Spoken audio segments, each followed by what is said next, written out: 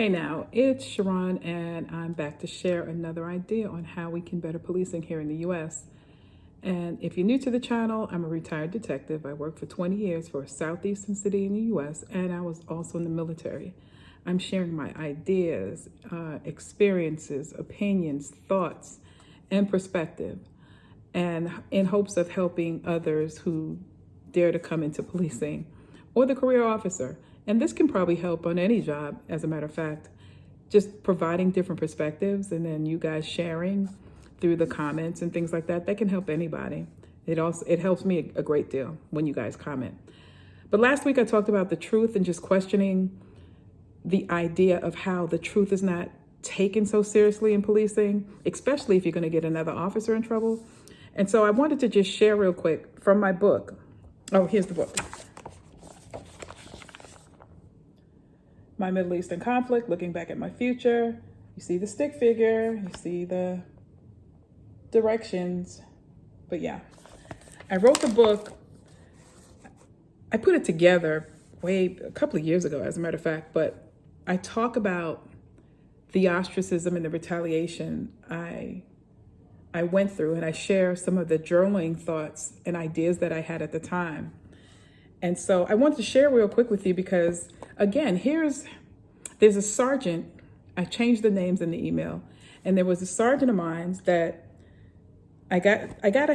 someone gave this to me anonymously, and it gave me hope because it was a sergeant sticking up for me, but also sticking up for the truth. And that's what I talked about last week. Telling the truth should be the foundation of accountability in policing, but it's not, especially if you're going to get other officers in trouble. So let me read you the email. Subject, you don't need that. Major, and I've changed the name. I put stepped in. It's not the real name. I just wanted to take this opportunity to thank you again for allowing me to represent the city of blank and the blank police department. I know working shorthanded creates challenges for you as a leader. I'm departing Sunday at 0600. However, before I do, I want to make myself particularly clear on a matter where my opinion may be silent in my absence.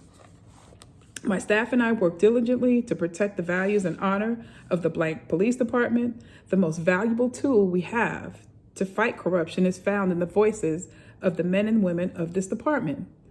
We must demand and expect our officers to raise their voices to report wrongdoing and corruption within the department. We cannot hearken back upon the days of, there was a big case several years ago, where officers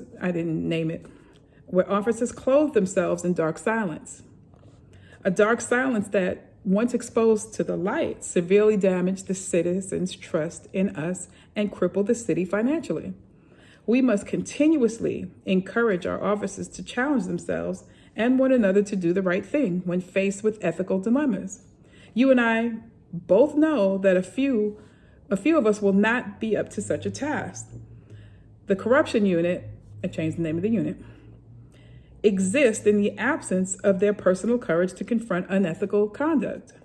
The corruption unit provides the necessary methodology to address these concerns, which brings me to my point.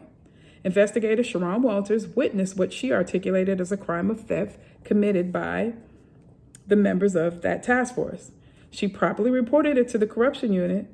Investigator Charles Romero, remember the names have changed, conducted a fair investigation of the facts. While we're on the subject of facts, I am reminded of a quote I read of President John Adams, where he explains, "Facts are stubborn things, and whatever may be our best wishes, our inclinations, or dictates of passions, they cannot alter the state of facts and evidence." The facts in this case are clear. The facts in this investigation are clear. Major stepped in. I say this with all due respect, the rank of deputy chief. He is purposely ignoring the facts of this investigation to avoid the unfavorable outcome. I find it deeply disturbing that deputy chief would tell the accused in this investigation that they would be okay before he had properly examined all the facts. I am under the belief that we are guided by policy and not our wants. It would be professionally unethical of me as a sergeant of the blank police department to stand by and witness the integrity of the disciplinary process manipulated. The integrity of the disciplinary process is wielded to the consistency of the process. The two ideas must work in tandem. If not, the process is flawed and subject to scrutiny. The process will be challenged at every opportunity by the Civil Service Board, and with great success. We all know the discipline issue on this file is far from consistent with the standard. I would offer the discipline of Sergeant, I changed the name, received as a supervisor for comparison, as well as discipline of Officer such and such on his file.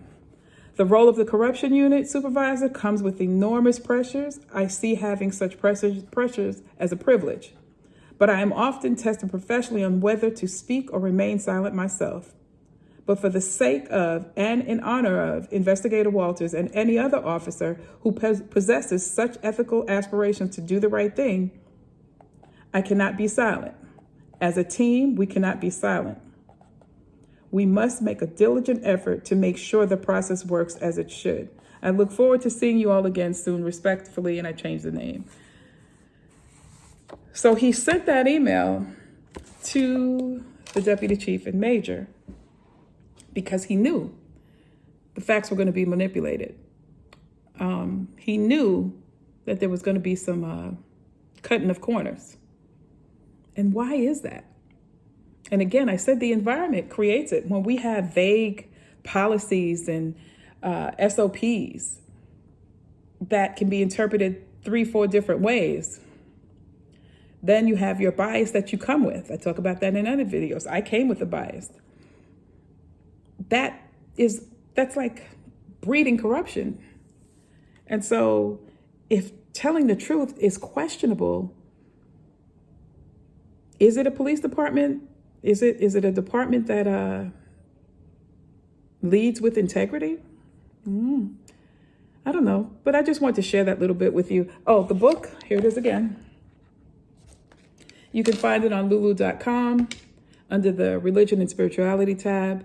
That's in the book, an email that I got, and some other things.